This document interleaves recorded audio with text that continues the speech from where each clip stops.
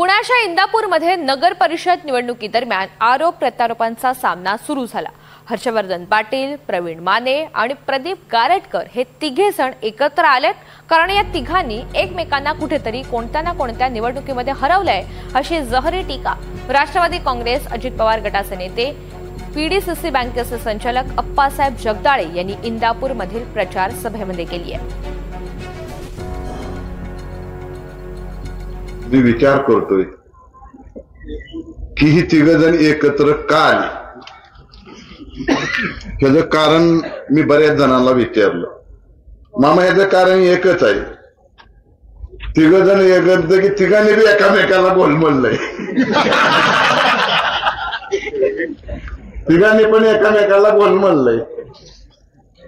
ह्या निवडणुकीत असेल, त्या निवडणुकीत असेल, अनेक वेळा एकामेकाच्या विरोधात बोललेत।